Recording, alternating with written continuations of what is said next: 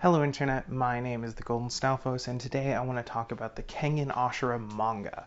Now, anyone who has Netflix has probably seen the Kengan Ashura anime, and you may or may not have seen my video about the anime. I originally didn't realize there was a manga, I just kind of watched the anime, and from watching it I got the feeling that the team that worked on the Baki anime was so desperate to work on more Baki that they just decided to make their own Baki-esque story, because when you watch the Kengan Ashura anime, that's how it feels.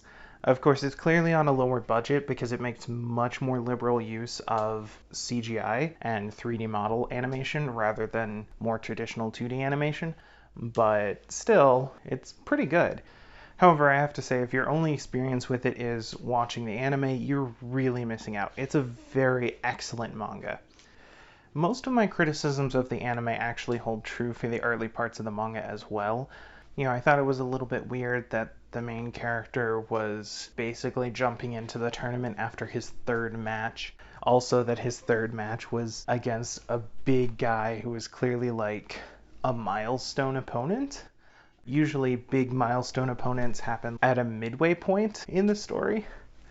A lot of similar stories like this would spend 5 or 6 fights building up the main character and the world and stuff, and then jump into this big opponent who's like larger than life and hard to touch and everything, and then they'd have a couple more matches to get ready for the tournament after announcing that the big larger than life guy is going to be there, and like story progression. Kengan Ashura isn't really interested in doing that because the only reason Kengan Ashura seems to exist is to do the big tournament.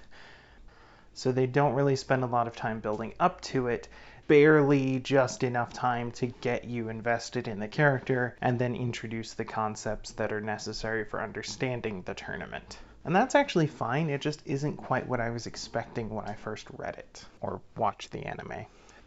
However, there's one statement I made before that doesn't really hold. In the early sections, it feels a lot like this is meant to be a knockoff of Baki, especially in the animated version. And I'm sure Baki was a huge inspiration for this because it's great, who wouldn't be inspired by it? But there's clearly a lot of other influences, most notably Street Fighter, which is something I didn't pick up on at first because I was never super into Street Fighter. And of course, he does develop his own style as he continues writing. Actually, I think it's written by 2 people, so the style definitely evolves quite a bit as it goes on. And for me at least, there are 2 main draws to Kengan Ashura. So first is the high-flying combat, right? Like, it's just as good as anything you're going to read in something like Baki or Kenichi or, any great martial arts manga.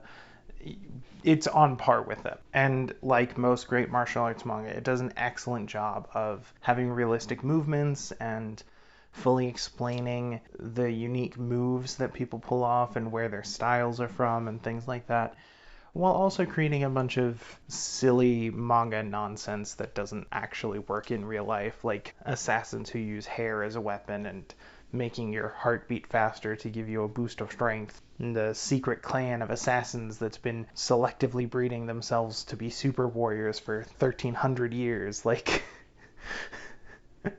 it's great. I love it. It's exactly the kind of dumb nonsense that manga is made for, but with just enough real shit mixed in to make you feel like it makes perfect sense. But the second thing that really sets Kengan Ashura apart from a lot of other stories is it's full of mystery. This is a thing that Baki does a little bit, and things like Kenichi do it a little bit. But quite frankly, I've never seen another martial arts manga that has so much mystery in it. Honestly, at times it felt more like reading Monster or something like that.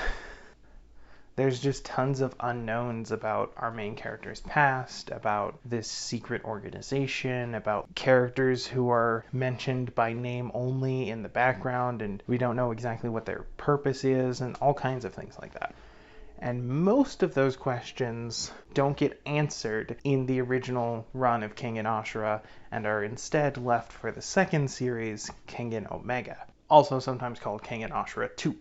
And I won't really be talking about that because I know most people have only seen the anime and so don't even know the ending of Kengan Ashura 1. But suffice it to say that there are a lot more answers to your questions further on in that story. Overall, I'd say it's a really great story. If you're at all interested in martial arts manga, you should definitely read it. The chapters are fairly long and very detailed. The artwork is incredible. I wouldn't say it's quite on par with what you could get from someone like Kisuke Itagaki, but it's still really fucking good. I especially admire the detail and care that's put into the character design. The line work, the careful drawing of the muscles, the consistency of them throughout different poses. It's really solid. And it's easy to draw a comparison between this art and something like JoJo or Baki or Street Fighter and just show how well crafted and over the top all of the character design is. And it somehow just creates this perfect blend of ridiculous and great. However, despite being overall very well written and very artistically good, Kengan Ashura does still have some issues. One of the biggest issues that I have with the story comes from the bonus chapters.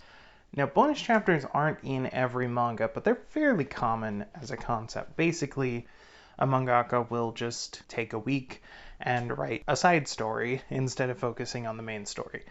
Sometimes it's fan service, sometimes it's humor, sometimes it's just, a little bonus thing they throw in for the volume edition, and it's just 4 extra panels, whatever. And that's pretty normal, and I'm totally okay with it. However, Kengan Ashura uses their bonus chapters in an additional way, and it's kind of weird.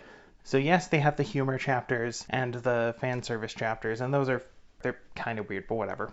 But it also has chapters where they do crossovers. There's 2 bonus chapters where the main characters are fighting the characters from Street Fighter, but it ends up being a dream because of course it does. But I'm just amazed he was allowed to do that at all. That's pretty incredible. The other weird thing they do with the bonus chapters is they use them to tell bits of story that should have been told a volume ago but weren't, which I don't agree with at all. For example, early on when they're setting up the tournament, they're on this boat on their way to the tournament, and there's an announcement made that basically equals, you can swap fighters while we're on the boat if you feel like it, but once we get to the island, you're locked in. And so this one guy who snuck onto the boat specifically to become a fighter goes and challenges someone so that he can take their spot and be a fighter. It ends up being kind of a brutal fight, and throughout the entire exchange, the interloping character looks creepy and evil and mysterious and oh gosh. But then by the time we see them again, we're at the island, and they're friends. And we don't know what happened in that interval to make them friendly with each other.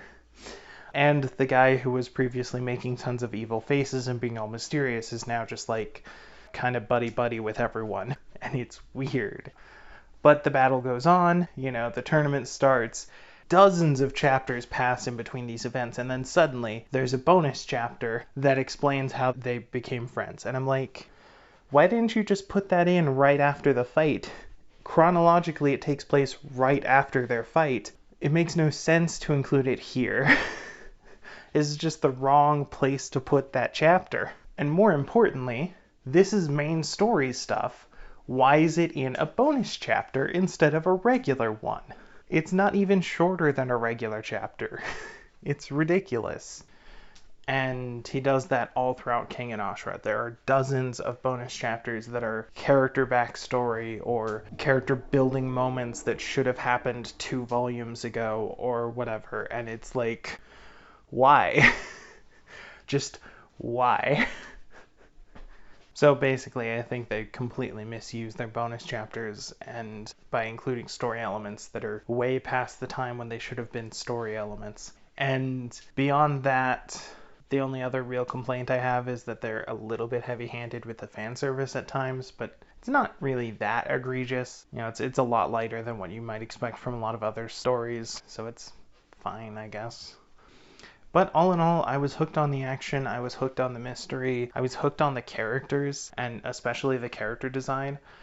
It's a really great manga. It's really worth the time it takes to read, and it's definitely worth the time it takes to get into the follow-up manga, so go read it. It's good. I think the Netflix anime still only has the first 2 seasons, which only covers up to round 2 of the tournament and only partway through round 2 of the tournament. So like, you're missing a lot of story.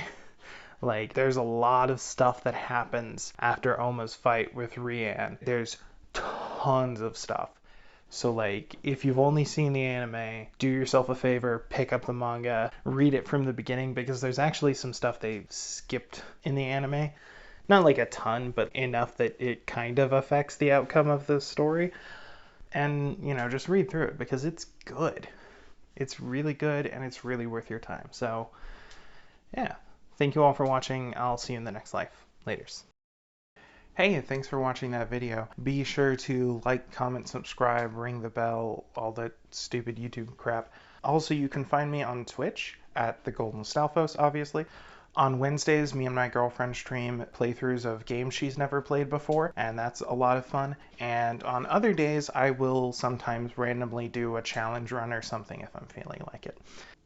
You can also follow me on Facebook and Twitter to make extra sure you get video notifications. And I have a Patreon if and only if you have money to burn. But to be fair, if you have money to burn, you should also consider some charities. There are always a few linked in my description, just in case. Oh, and be sure to leave positive comments down below for my girlfriend who volunteered to edit my videos for free because she's awesome.